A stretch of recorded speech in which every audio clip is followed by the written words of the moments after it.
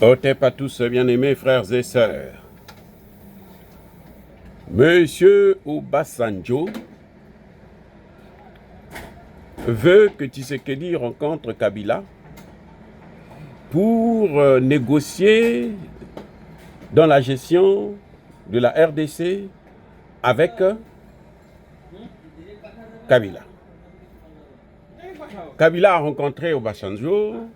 Obasanjo a dû être en train de mener une campagne de pression sur Tshisekedi pour que Tshisekedi rencontre, qu'il puisse avoir un dialogue interne. Ma question,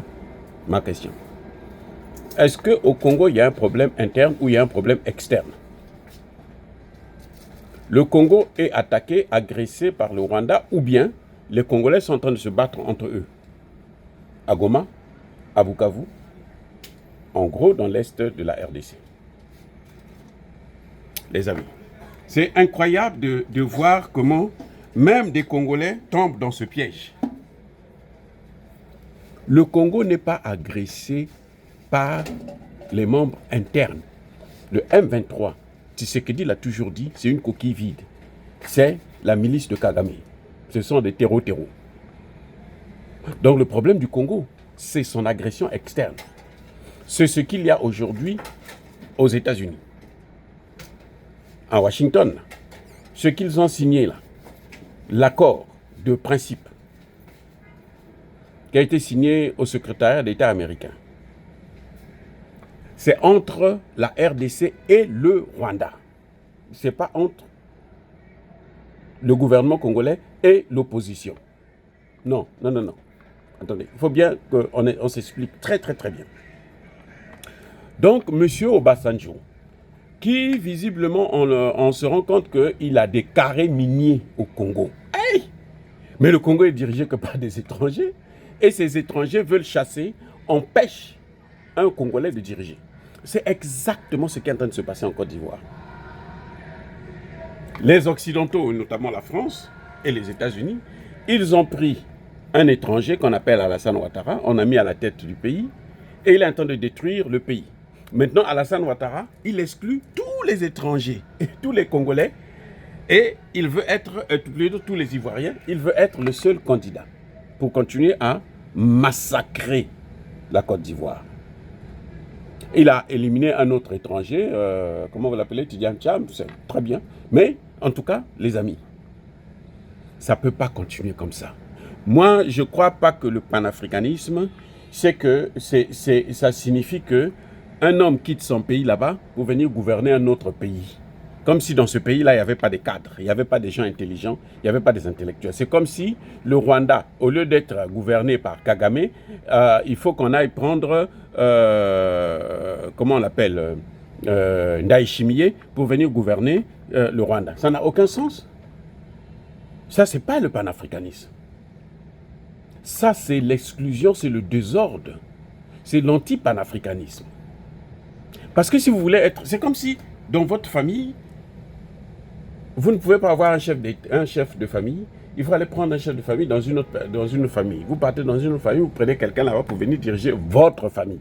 Ça n'a pas de sens. Et puis on va dire que non, là maintenant c'est la fraternité. Nous sommes dans la même ville, dans la même commune, nous sommes de la même ethnie. Non, ça ne se fait pas.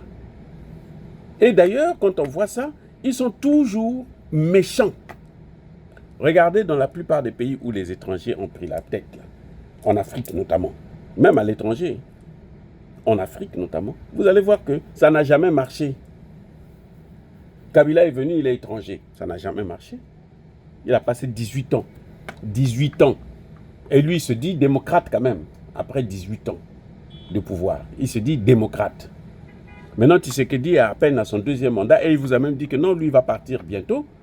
Bon, on fait tout pour qu'il ne puisse pas gouverner, qu'il ne laisse rien.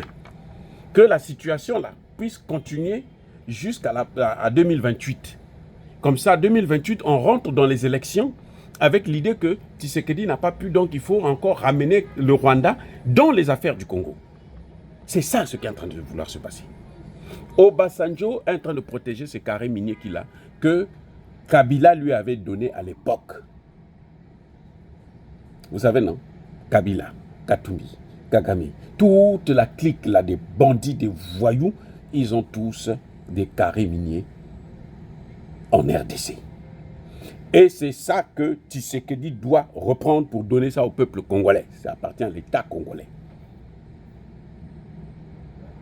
Je dis tout, ça dit qu'un homme n'a pas le droit d'avoir des carrés miniers. C'est quoi ça? C'est cette pagaille-là. Obasanjo lui-même, il a été président du Nigeria, non? Il n'y a pas de problème au Nigeria? Au Nigeria, là-bas, là, le terreau est en train de faire des ravages au Nigeria. Depuis Obasanjo, ils n'ont jamais quitté. Hein.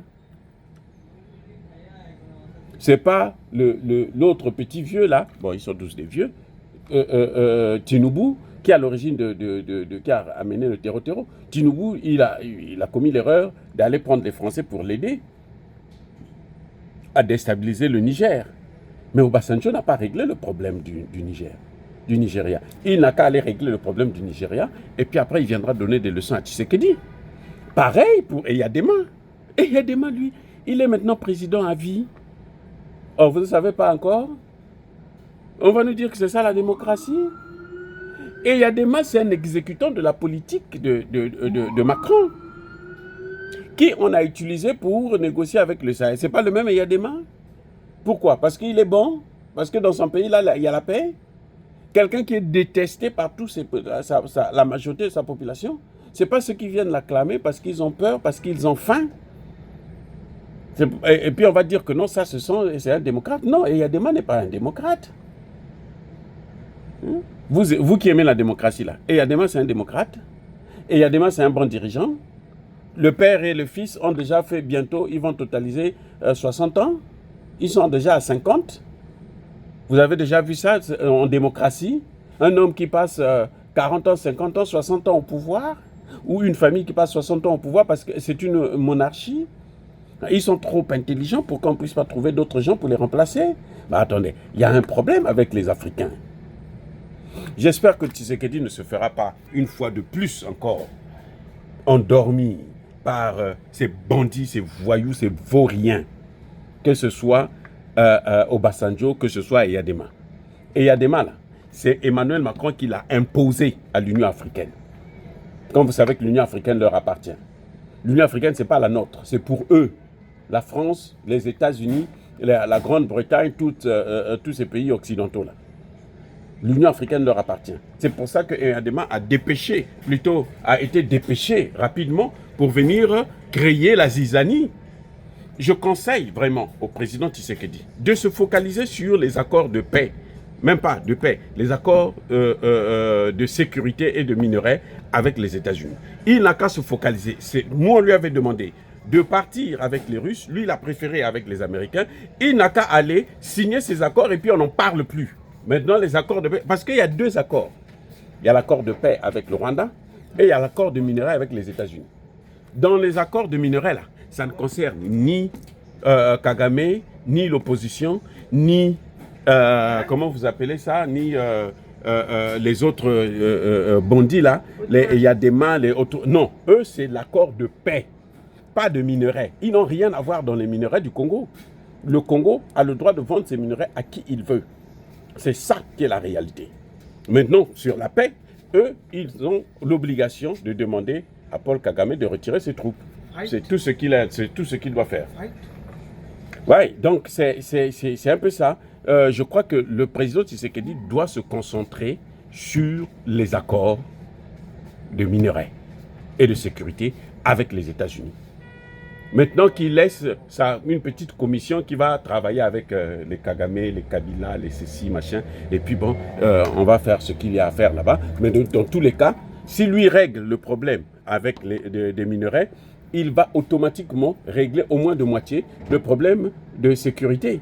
Parce que les Américains, on échange des minerais, ils vont apporter la sécurité, d'après ce que j'ai compris.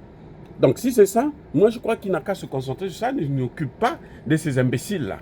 Même de Macron qui va partout pour demander à ce qu'on reporte quand ceci, il n'a aucun mot à dire, c'est un vaurien, c'est un nulard. Un nulard, vrai nulard. Voilà. Allez les amis, soyez bénis, abondamment bénis par le Dieu de Kémité, par nos ancêtres angélisés. Vive l'Afrique éternelle, j'ai dit et j'assume.